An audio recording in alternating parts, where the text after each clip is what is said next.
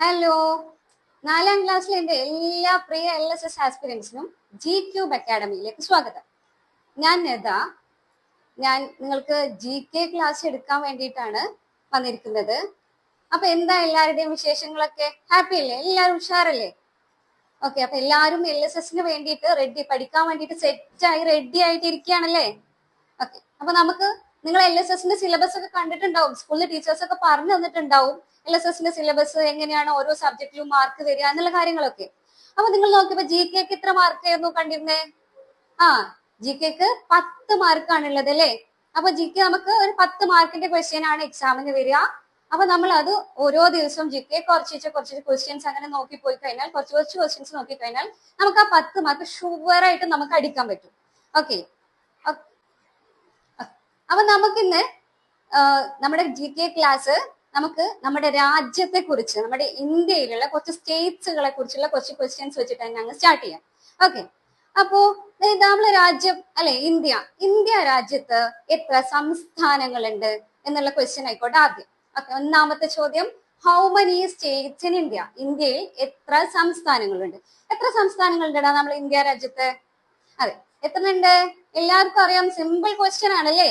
നമ്മുടെ ഇന്ത്യയില് 28 സംസ്ഥാനങ്ങളാണ്. Number of states in India is 28 അല്ലെ? എളുപ്പമുള്ള ക്വസ്റ്റ്യൻ ആണ്. ഓക്കെ, അങ്ങനെയാണെങ്കിൽ ഇന്ത്യയിൽ സംസ്ഥാനങ്ങൾ, സ്റ്റേറ്റ്സ് മാത്രമാണ് ഉള്ളത്? അല്ലല്ലേ, ഇന്ത്യയിൽ സ്റ്റേറ്റ്സ് കൂടാതെ യൂണിയൻ ടെറിട്ടറീസ് അഥവാ കേന്ദ്രഭരണ പ്രദേശങ്ങൾ കൂടെ ഉണ്ട്. എന്താ ഈ കേന്ദ്രഭരണ പ്രദേശങ്ങള്? കേന്ദ്രഭരണ പ്രദേശങ്ങൾ എന്ന് പറഞ്ഞു കഴിഞ്ഞാൽ അത് പ്രസിഡന്റ് അഥവാ രാഷ്ട്രപതി നേരിട്ട് ഭരിക്കുന്ന പ്രദേശങ്ങളെയാണ് കേന്ദ്രഭരണ പ്രദേശങ്ങൾ. അവർക്ക് സ്റ്റേറ്റ്സിന്റെ സ്റ്റാറ്റസ് ഉണ്ടാവില്ല. അവയെ നേരിട്ട് അവിടെ ഒരു ലഫ്റ്റനന്റ് ഗവർണറെ രാഷ്ട്രപതി നിയമിക്കും. അങ്ങനെ രാഷ്ട്രപതി നേരിട്ട് ഭരിക്കുന്ന പ്രദേശങ്ങളാണ് എന്തെന്ന് പറയാ? കേന്ദ്രഭരണ പ്രദേശങ്ങൾ അഥവാ യൂണിയൻ ടെറിട്ടറീസ് എന്ന് പറയാം. ഓക്കെ, നമ്മുടെ ഇന്ത്യയിൽ എത്ര യൂണിയൻ ടെറിട്ടറീസ് ഉണ്ട്? രണ്ടാമത്തെ ക്വസ്റ്റ്യൻ ആണ് how many union territories in India. Second question is how many union territories in India. Okay, നമ്മള് ബോർഡിലേക്ക്, നമ്മുടെ സ്ക്രീനിലേക്ക് നോക്കിക്കഴിഞ്ഞാൽ നമുക്ക് കാണാൻ പറ്റും നമ്മുടെ കേന്ദ്രഭരണ പ്രദേശങ്ങളുള്ള ഒരു മാപ്പ്. അപ്പൊ ഇതിൽ നമുക്ക് എണ്ണി നോക്കാം ഏതൊക്കെയാണ്, എത്ര ഉണ്ട് നമ്മുടെ കേന്ദ്രഭരണ പ്രദേശങ്ങൾ ഏതൊക്കെയാണെന്ന് നമുക്ക് നോക്കാം. Okay, first one is Ladakh and the second one is Jammu and Kashmir, then Daman Diu and Dadra Nagar Haveli, then Puducherry, Lakshadweep, Andaman and Nicobar islands and Chandigarh. ഇത്രയുമാണ് ഇന്ത്യയിലുള്ള കേന്ദ്രഭരണ പ്രദേശങ്ങൾ അഥവാ യൂണിയൻ ടെറിട്ടറീസ്. അപ്പൊ എത്ര ആയിടോന്ന് എണ്ണി നോക്കിക്കേ. അതെ, 8 യൂണിയൻ ടെറിട്ടറീസ് ആണ് നമ്മുടെ ഇന്ത്യയിലുള്ളത്. 8 യൂണിയൻ ടെറിട്ടറീസ്, 8 കേന്ദ്രഭരണ പ്രദേശങ്ങളാണ് ഇന്ത്യയിലുള്ളത്. അപ്പം രണ്ടാമത്തെ ക്വസ്റ്റ്യൻ ക്ലിയർ ആയല്ലോ അല്ലെ? ഓക്കെ, അപ്പം ഇന്ത്യയിലുള്ള സ്റ്റേറ്റ്സ്, ഇന്ത്യയിലുള്ള സംസ്ഥാനങ്ങളുടെ എണ്ണം 28, ഇന്ത്യയിലുള്ള കേന്ദ്രഭരണ പ്രദേശങ്ങളുടെ എണ്ണം 8. ഓക്കെ, അടുത്ത ക്വസ്റ്റ്യൻ ആണ്, 2019 ഏതോ ഒരു സ്റ്റേറ്റിന് അതിന്റെ സ്റ്റേറ്റ് പദവി നഷ്ടപ്പെട്ട് അത് യൂണിയൻ ടെറിട്ടറി ആയിട്ട് മാറി. Okay, which Indian state has lost its state status in 2019 and became a union territory? 2019 state പദവി, അതായത് സംസ്ഥാന പദവി നഷ്ടപ്പെട്ട് യൂണിയൻ ടെറിട്ടറി ആയി മാറിയ ഒരു സംസ്ഥാനം ഉണ്ട് നമ്മുടെ ഇന്ത്യയിൽ. ഓക്കെ, നമ്മുടെ ഇന്ത്യയിൽ അങ്ങനെ ഒരു സ്റ്റേറ്റ് ഉണ്ട്. അത് ഏതാണെന്ന് പറയാൻ പറ്റും? That is Jammu and Kashmir. നമ്മൾ എല്ലാവരും ന്യൂസിലൊക്കെ കണ്ടതായിരുന്നു അല്ലേ അത്? അതെ, അന്ന് വലിയ പ്രക്ഷോഭങ്ങളും ഒക്കെ ഉണ്ടായിരുന്നു അല്ലേ? ഓക്കെ, അപ്പൊ ആ സ്റ്റേറ്റ് ആണ് ഏത്? ജമ്മു ആൻഡ് കാശ്മീർ. ജമ്മു ആൻഡ് കാശ്മീർ എന്നുള്ള സ്റ്റേറ്റ് 2019 വരെ ഒരു സംസ്ഥാനമായിരുന്നു, ഒരു സ്റ്റേറ്റ് ആയിരുന്നു. 2019 ഒരു ഭരണഘടനാ ഭേദഗതി പ്രകാരം അത് 2 യൂണിയൻ ടെറിട്ടറി ആയിട്ട് വിഭജിക്കപ്പെട്ടു. ഏതൊക്കെയാണ്? ലഡാക്ക് ആൻഡ് ജമ്മു ആൻഡ് കാശ്മീർ എന്നുള്ള 2 യൂണിയൻ ടെറിട്ടറി ആയിട്ട് ഈ സ്റ്റേറ്റ് വിഭജിക്കപ്പെട്ടു. ജമ്മു ആൻഡ് കാശ്മീർ നമ്മുടെ ഇന്ത്യയുടെ മാപ്പ് നോക്കാം നമുക്ക്. ഇന്ത്യയുടെ മാപ്പ് നോക്കിക്കഴിഞ്ഞാൽ ജമ്മു ആൻഡ് കാശ്മീർ എവിടെ കിടക്കുന്നത്? ഏറ്റവും വടക്കേ അറ്റത്ത്, ഏറ്റവും നോർത്തേൺ മോസ്റ്റ് പോയിന്റിലാണ് കിടക്കുന്നത് അല്ലെ? അപ്പൊ ജമ്മു ആൻഡ് കാശ്മീർ ഇന്ത്യയുടെ ഏറ്റവും വടക്കേ അറ്റത്തുള്ള ഒരു സംസ്ഥാനമായിരുന്നു. ഓക്കെ, 2019 അതിന്റെ സംസ്ഥാന പദവി നഷ്ടപ്പെടുകയും പിന്നീട് അതൊരു കേന്ദ്രഭരണ പ്രദേശമായി 2 കേന്ദ്രഭരണ പ്രദേശങ്ങളായിട്ട് മാറുകയും ചെയ്തു. അപ്പൊ ജമ്മു ആൻഡ് കാശ്മീർ ഇന്നിപ്പം 2 കേന്ദ്രഭരണ പ്രദേശങ്ങളായിട്ട് വിഭജിക്കപ്പെട്ടു. ലഡാക്ക്, ജമ്മു ആൻഡ് കാശ്മീർ എന്നുള്ള 2 കേന്ദ്രഭരണ പ്രദേശങ്ങളായിട്ട് വിഭജിക്കപ്പെട്ടു. ഓക്കെ, നമ്മൾ അത്രയും ക്ലിയർ ആയി അല്ലേ? ഓക്കെ, നമുക്ക് അടുത്ത ക്വസ്റ്റ്യനിലേക്ക് പോവാം. Third question is, which is the northernmost state of India? ഇന്ത്യയുടെ ഏറ്റവും വടക്കേ അറ്റത്തുള്ള സംസ്ഥാനം ഏതാണ്? ഓക്കെ, അഗെയിൻ നമ്മൾ ഇന്ത്യയുടെ തന്നെ മാപ്പിലേക്ക് പോവാണ്. പോകുമ്പം നമ്മളിങ്ങനെ നോക്കുമ്പോൾ ഏറ്റവും നോർത്തേൺ മോസ്റ്റ്, നോർത്ത് എന്ന് പറഞ്ഞു കഴിഞ്ഞാൽ വടക്ക് അല്ലെ, ഈ വടക്കുള്ള സംസ്ഥാനം ഏതാ കാണുന്നത്? വടക്ക് നമ്മൾ കാണുന്ന സംസ്ഥാനമല്ല, വടക്ക് കാണുന്നത് ആരെയാണ്? ജമ്മു ആൻഡ് കാശ്മീർ ആയിരുന്നു.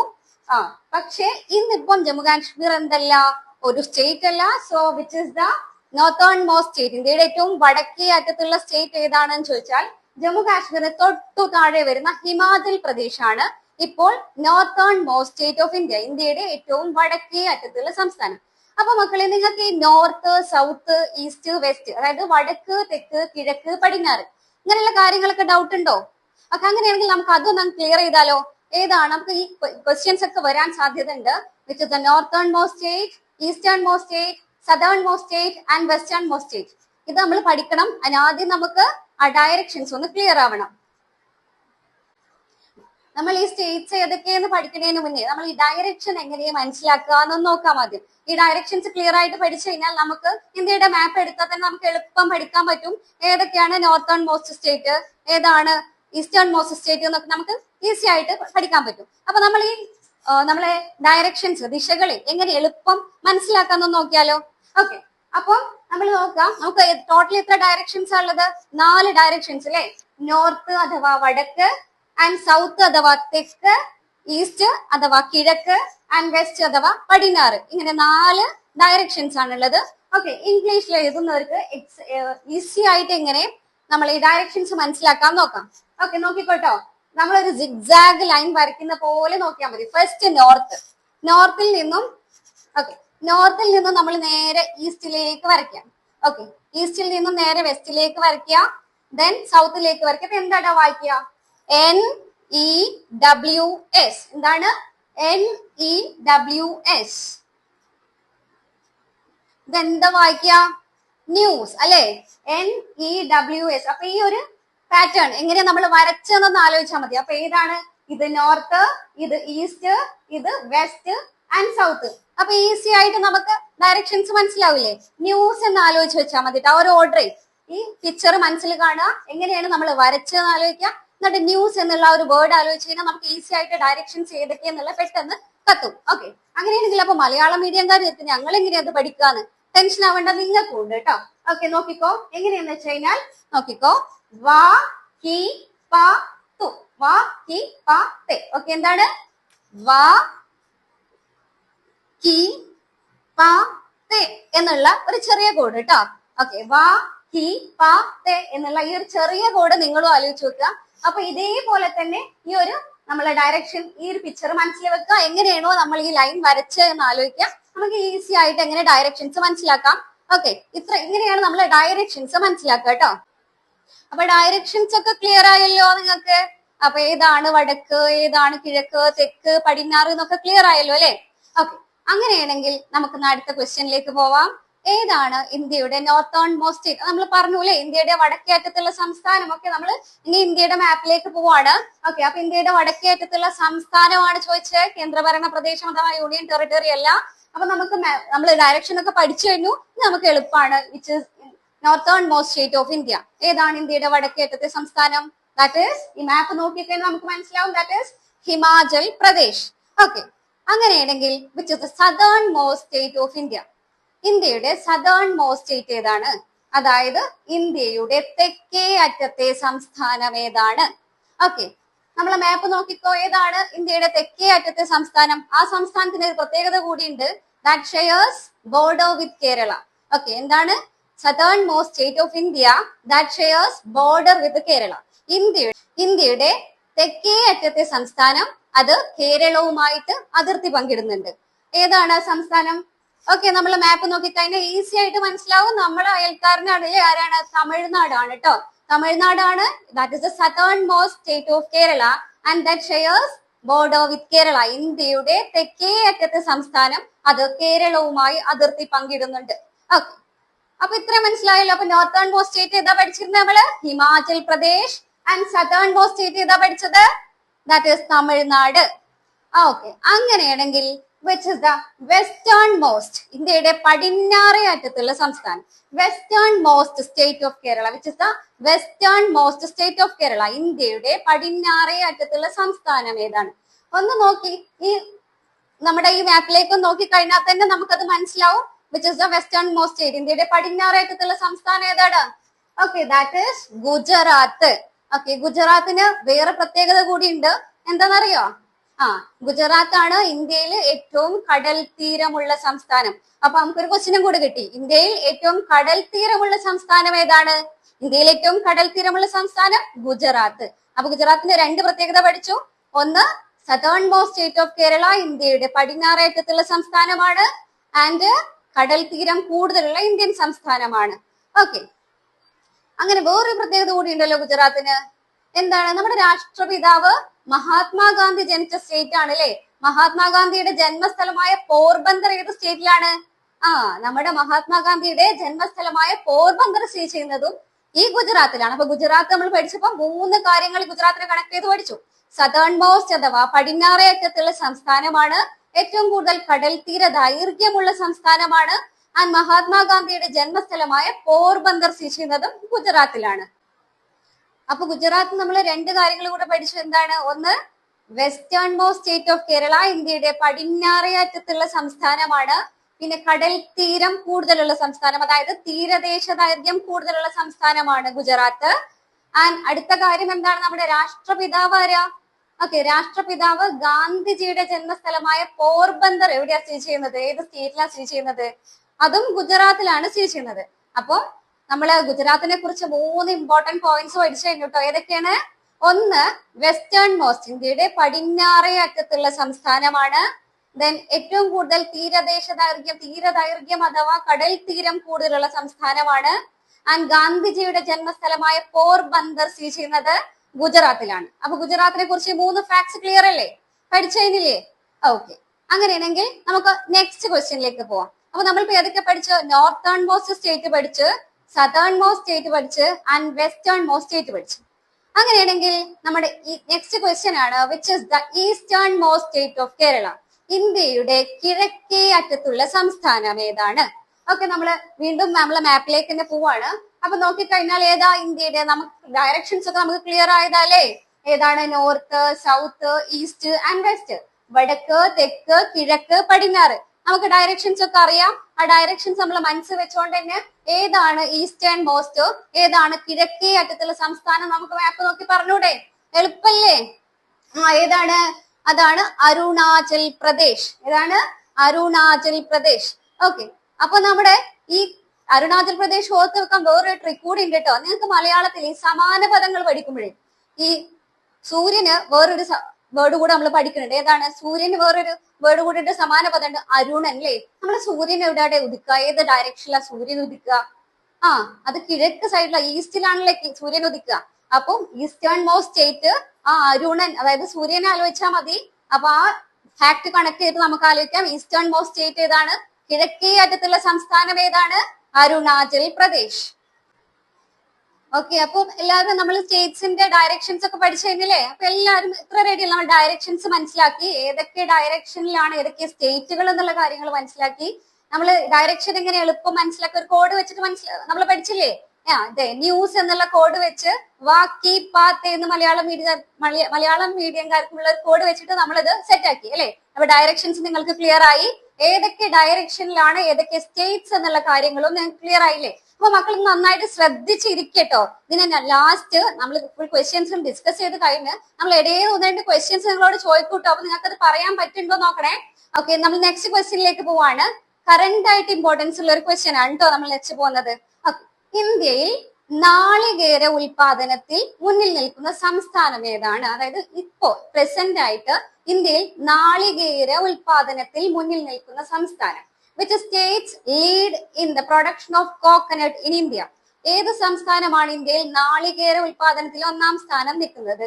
ഓക്കെ, നമ്മൾ പണ്ട് പഠിച്ചിരുന്നു. ഏതായിരുന്നു? നമ്മുടെ കേരളം അല്ലെ. നമ്മുടെ കേരളത്തിന്റെ പേര് വന്നത് തന്നെ നാളികേരം എന്നുള്ള ഒരു വേർഡിൽ നിന്നാണെന്നൊക്കെ നമ്മൾ പഠിച്ചിട്ടുണ്ടല്ലേ? 1-ാം സ്ഥാനത്ത് നാളികേര ഉൽപാദനത്തിൽ ആരാണ്? കേരളമാണ് എന്നൊക്കെ പഠിച്ചു. നാളികേരം എന്ന് പറഞ്ഞാൽ നിങ്ങൾക്ക് എന്താന്ന് അറിയടാ?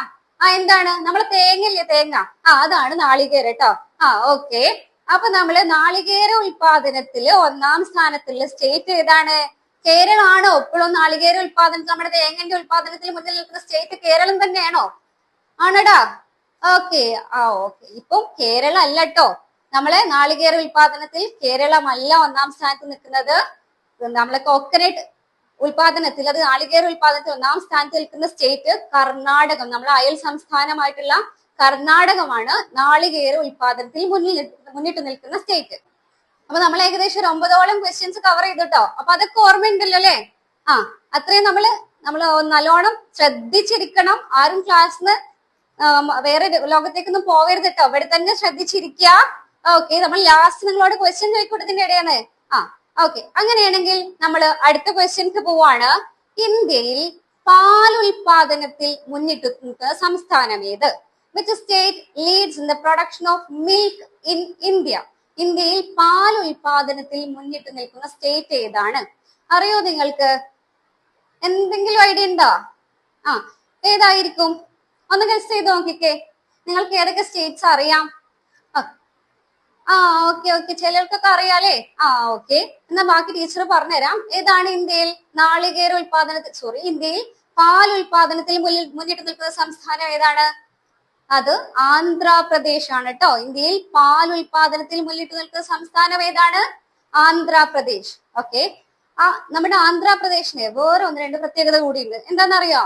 നമ്മളൊരു സ്റ്റേറ്റ് പഠിക്കുമ്പോൾ അത് കണക്റ്റഡ് ആയിട്ട് ഒരു 3 ഫാക്ട്സ് പറഞ്ഞു പോകുമ്പോൾ നമുക്ക് എളുപ്പല്ലേ പഠിക്കാൻ? ഓക്കെ.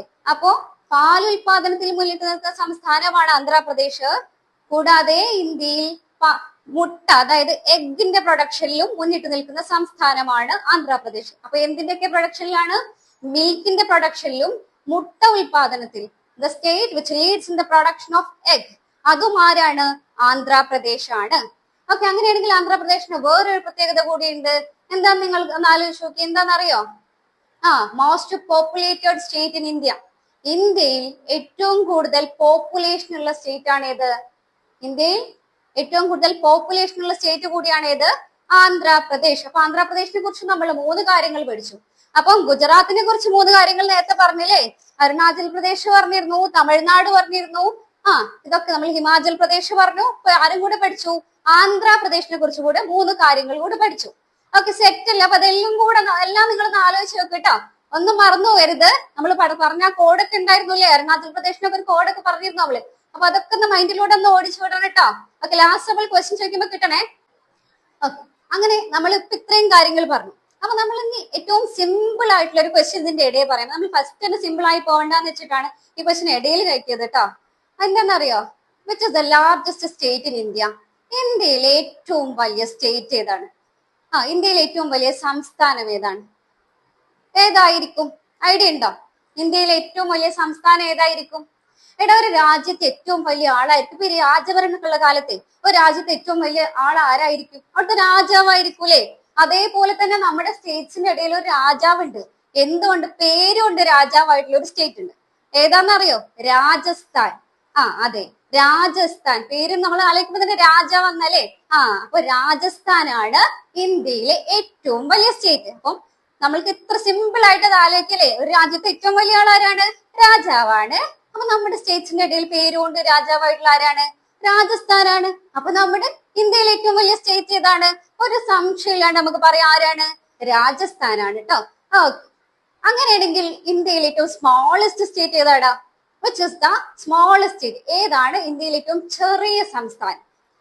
അതും എളുപ്പമുള്ള കാര്യമാണല്ലേ? അതെ, ഒന്നും ചിന്തിക്കാനില്ല. കാരണം എന്താ? അതും നമുക്ക് ആ പേരിൽ നിന്ന് തന്നെ കിട്ടും. കാരണം ഏറ്റവും ചെറിയ പേരുള്ള ഒരു സംസ്ഥാനത്ത് നമ്മുടെ ഇന്ത്യയിലുള്ളൂ, ഒരു സ്റ്റേറ്റ് ഉള്ളൂ. ഏറ്റവും ചെറിയ പേരുള്ള ഒരു സ്റ്റേറ്റ് ഉണ്ട്. ഏതാണ്? നമ്മുടെ ഗോവ. അതുകൊണ്ട് തന്നെ ഇന്ത്യയിൽ ഏറ്റവും പേര് പോലെ തന്നെ ഏറ്റവും ചെറിയ സ്റ്റേറ്റും ഏത് തന്നെയാണ്? നമ്മുടെ ഗോവ തന്നെയാണ്.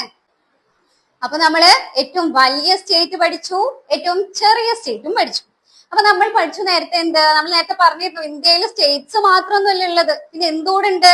യൂണിയൻ ടെറിട്ടറീസ് അഥവാ കേന്ദ്രഭരണ പ്രദേശങ്ങളും കൂടെ ഉണ്ട്. നമ്മൾ നേരത്തെ പറഞ്ഞില്ലേ? അങ്ങനെയാണെങ്കിലേ ഇന്ത്യയിൽ ഏറ്റവും വലിയ കേന്ദ്രഭരണ പ്രദേശം ഏതാ? Which is the largest union territory in India? ഇന്ത്യയിലെ ഏറ്റവും വലിയ കേന്ദ്രഭരണ പ്രദേശം ഏതാണ്? ഓക്കെ, ഒന്ന് ആലോചിച്ച് നോക്കിക്കേ.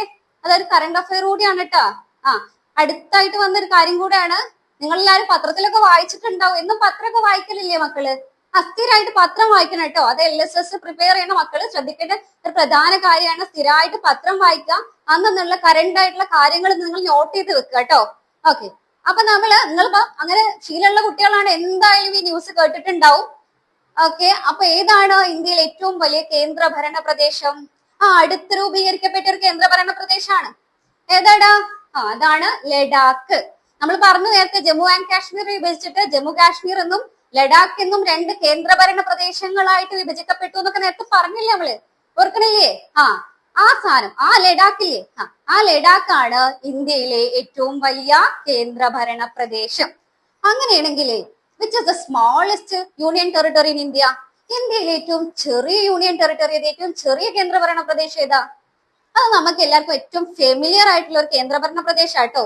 ഓക്കെ, നമ്മളെ കേരളക്കാർക്ക് ഏറ്റവും ഇഷ്ടമുള്ള ഒരു കേന്ദ്രഭരണ പ്രദേശം കൂടിയാണത്. ഏതാടാ?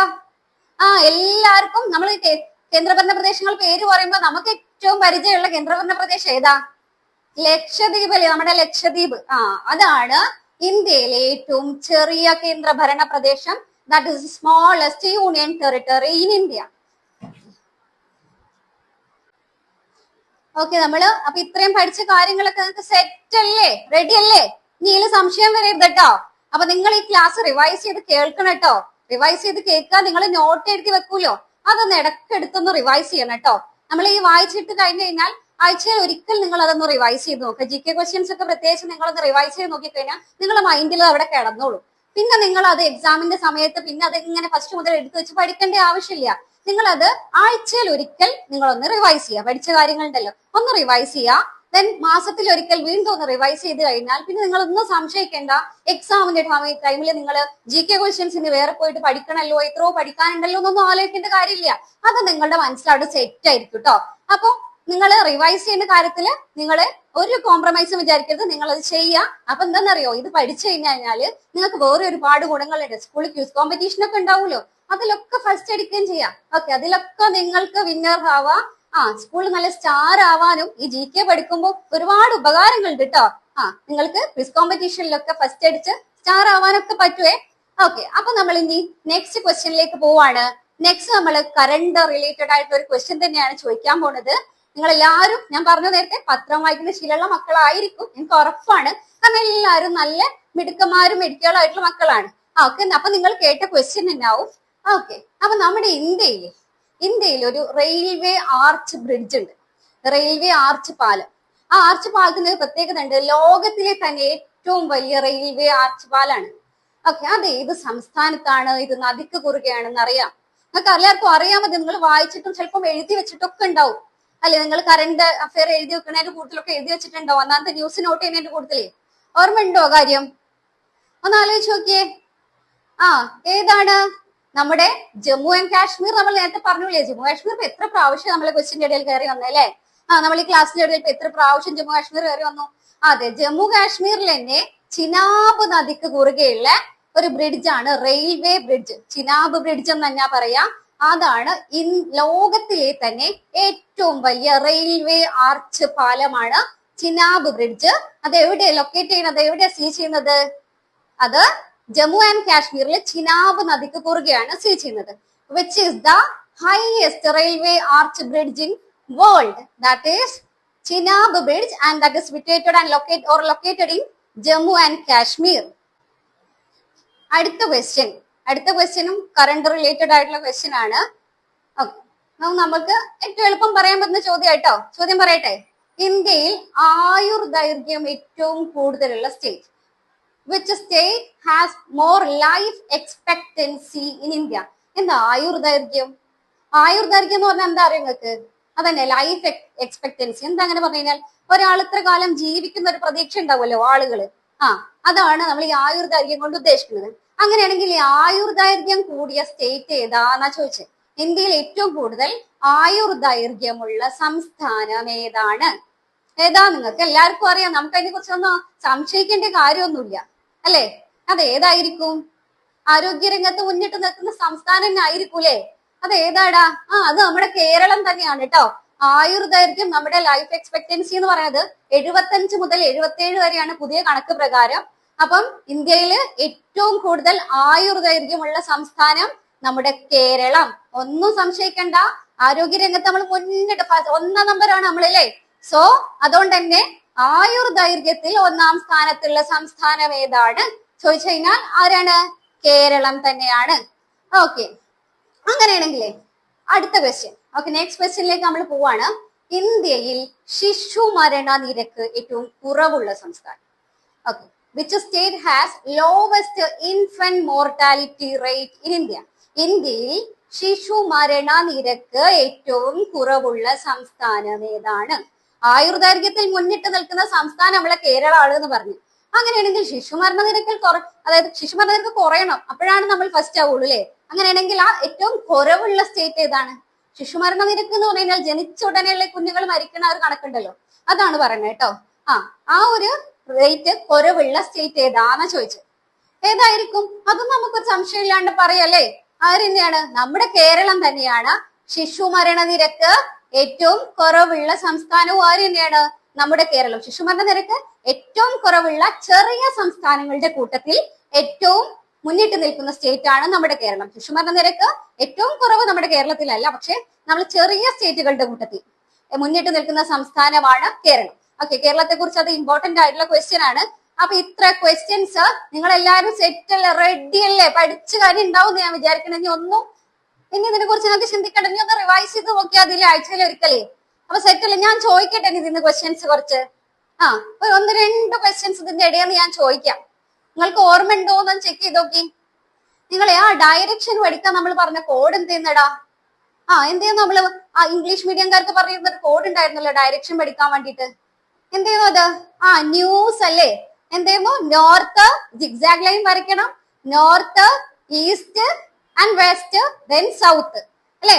ഓർമ്മയില്ലേ? അപ്പൊ മലയാളം മീഡിയംകാർ എങ്ങനെ പറഞ്ഞേ? വടക്ക് വാ കി പാ തേ, വടക്ക്, കിഴക്ക്, പടിഞ്ഞാറ്, തെക്ക് അല്ലേ? അത് നമ്മൾ പഠിച്ച ഓർമ്മ ഉണ്ടല്ലേ? അങ്ങനെയാണെങ്കിലേ നമ്മുടെ കിഴക്കേ അറ്റത്തുള്ള ഇന്ത്യൻ സംസ്ഥാനം ഏതായിരുന്നു എന്ന് ആലോചിച്ച് നോക്കിയേ. Which is the eastern most state of Kerala? നമ്മുടെ കിഴക്കേ അറ്റത്തുള്ള ഇന്ത്യൻ സംസ്ഥാനം ഏതായിരുന്നു? നമ്മൾ അവിടെ എന്തോ ഒരു ഹിന്റ് നിങ്ങൾക്ക് തന്നീനി. എന്തേനി അത്? കിഴക്കാണ് നമ്മള് സൂര്യൻ ഉദിക്കുക. സൂര്യൻ നമ്മൾ മലയാളത്തിൽ പഠിക്കുന്ന ഒരു സമാന പദം ഉണ്ട്. എന്തേനി അത്? എന്തായിരുന്നു? ഓർമ്മ ഉണ്ടോ? അരുണൻ. ആ വേർഡ് വെച്ചിട്ട്, ആ പേര് വെച്ചിട്ട് നമുക്ക് പറയാന്ന് പറഞ്ഞിരുന്നു. ഏതാ? അരുണാചൽ പ്രദേശ് ആണ് ഇന്ത്യയുടെ കിഴക്കേ അറ്റത്തുള്ള സംസ്ഥാനം അല്ലേ? നിങ്ങൾ പഠിച്ചു കഴിഞ്ഞിട്ടുണ്ട്. ഓക്കെ, നല്ല മക്കളാണ് കേട്ടോ. ഓക്കെ, അങ്ങനെയാണെങ്കിൽ ഒറ്റ ക്വസ്റ്റ്യൻ കൂടെ ചോദിച്ച് ടീച്ചർ നിർത്താൻ പോവാട്ടോ. ഇന്ത്യയിലെ ഏറ്റവും വലിയ സ്റ്റേറ്റ് ഏതെന്നടാ? Which is the largest state in India? നിങ്ങൾക്ക് ആർക്കും സംശയം ഉണ്ടാവില്ല, എനിക്ക് അറിയാം. കാരണം എന്താ? നമ്മൾ പറഞ്ഞിട്ടുണ്ട്, ഒരു രാജ്യത്ത്, ഒരു കൺട്രിയിൽ ഏറ്റവും വലിയ ആൾ ആരാണ്? രാജാവാണ്. അപ്പൊ നമ്മള് സ്റ്റേറ്റുകൾക്കിടയിലുള്ള രാജാവ് ആരാണ്? പേരുണ്ട് കേട്ടോ. ആരാണ്? രാജസ്ഥാനാണ് അല്ലെ? സോ ആ കാര്യത്തിൽ നിങ്ങൾക്ക് സംശയം ഇല്ലാന്നൊക്കെ ഉറപ്പാ. അപ്പൊ നമ്മുടെ which is the largest state in India? That is Rajasthan. അപ്പൊ മക്കളെ, നമ്മൾ ഇന്നത്തെ GK ക്ലാസ്സിലെ നമ്മൾ ഇവിടെ വൈൻഡ് അപ്പ് ചെയ്യാട്ടോ. അപ്പൊ നിങ്ങള് ഇത് ക്ലിയർ ആയിട്ട് ക്ലാസ് കാണുക, എല്ലാം നോട്ട് ചെയ്ത് വെക്കുക.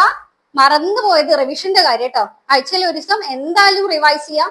മന്ത്ലി പഠിച്ച കാര്യങ്ങൾ വീണ്ടും റിവൈസ് ചെയ്യാം. നിങ്ങൾക്ക് ഇവിടുന്ന് ടെസ്റ്റ് ഒക്കെ ഉണ്ടാവും, അപ്പൊ നിങ്ങൾ റിവൈസ് ചെയ്യുന്നുള്ള ഉറപ്പാണ്.